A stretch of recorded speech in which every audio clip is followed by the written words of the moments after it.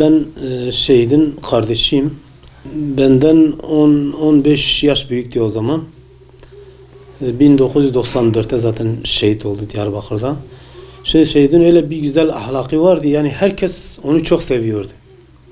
Yani hiç ben bunu diyebilirim ki hiç kimse ondan kırılmazdı. Yani o kadar güzel bir ahlakı vardı. Yani konuşma tarzı vardı şeydi.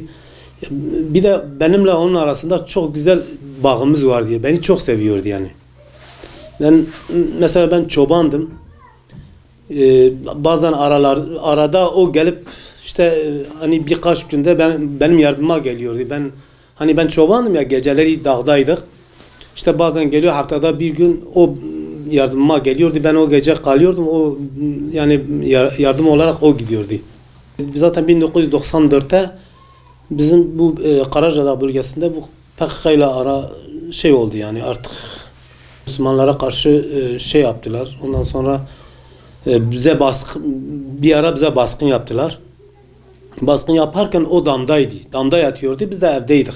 O gece bize baskın yaparken babam yaralandı. O PKK'cılar gelirken işte o da damdadır, geliyor çocuklara soruyor, diyorlar ki işte toplantı var, herkes caminin önüne gelsin. O da diyor ki ya ne toplantısı ya? Anlıyor yani. Mesela asker kılığındaydı ya. O anlıyor. Diyor ola PKK'lidir. Ondan sonra biz de o sırada ayıklandık. O sırada silah sesleri başladı yani. Roketlerle, biksilerle. O damdan indiği yeri var ya, biksi silahı kullanmıştı. Bizim bir tane uzun bir direk vardı. O direği kesmişti o mermilerle. Hani testereyle kesiyorsun ya. Ona bir şey olmadı. Babam yaralandı. Şimdi hani 94'te bahsettiğim gibi 90'lı yıllarda mesela PKK kırsal kesimde nasıl baskın, ondan sonra zorbalık yaptığı gibi şehirlerde de aynı şekil devam ettiriyordu yani. Mesela diyelim ki o zamanlarda kepek kapatma şeyleri vardı. İşte bazıları kapatmadığı için onlara baskı kuruyordu. İlla işte haraç vereceksiniz, bilmem kapatmasanız dükkanınızı yakacağız, sizi öldüreceğiz gibi şeyleri. İşte o tür şeylerle milleti tehdit ediyorlardı. İşte bizim bu akrabanın dükkanı Gölçerer Ticaret vardı. O da orada kalıyordu. İşte o sırada bundan önce birkaç sefer bombalı saldırı olmuştu. Herhangi bir kimseye bir şey olmadı. Ondan sonra en son 1994 birinci ay 4 tarihinde baskın yapıldı silahlarla yani otomatik silahlarla. O da o zaman oradaydı. O zaman işte tarandığı zaman o zaman şehit oldu orada. İşte onun yanında kalan arkadaşları var. Diyordu o gece yarısı kalktı, banyo yaptı. Ondan sonra Kur'an okudu. Bize dedi ya siz de kalkın kendinize işte Kur'an okuyun, ibadet edin.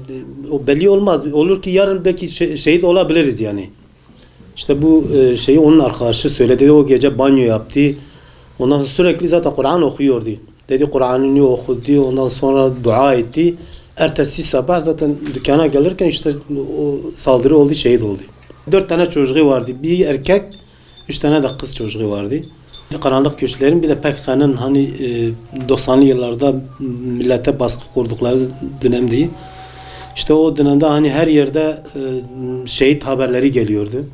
Mesela bizim bu Karacadağ bölgesinde her tarafta Diyarbakır'ın bütün ilçelerinde şehit haberleri geliyordu. İşte o da bazen espri olarak diyordu, acaba diyordu ben bir gün şehit olsam diyordu beni de bu şehitliğe mi gömeceksin? Acaba ben layık mıyım? O tür yani esprilerde bulunuyordu. Zaten şehadetinden sonra aynı Kubuk şehitliğine orada defnettik yani. Orada şu an kabri.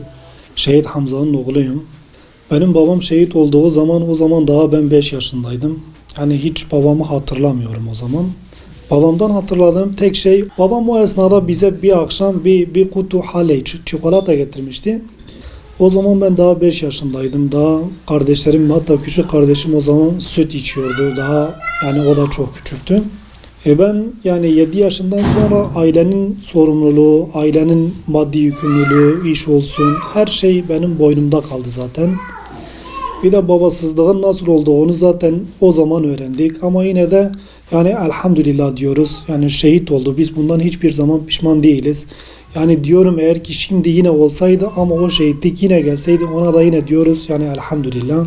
Ben şimdi çocuklarıma her baktığım zaman ben zaten 2014'te evlendim. Benim şimdi 3 tane çocuğum var. Çocuklarıma her baktığım zaman ben diyordum acaba ben de yani kendi çocuklarım gibi babamı seviyor muydum ya da olsaydı ben o kadar sever miydim? Çocuklarım gibi ben babama bağlanır mıydım yani? Ben sürekli çocuklarıma baktığım zaman diyorum acaba babalık hissi nasıl bir şeydir yani?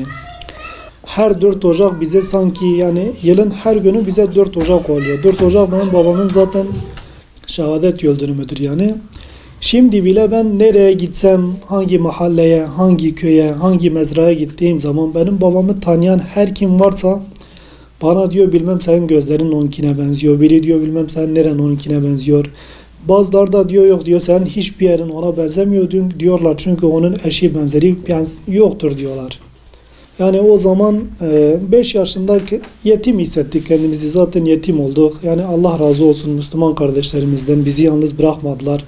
Maddi olsun, manevi olsun hiçbir şekilde bizi yalnız bırakmadılar. Bize yardımcı oldular.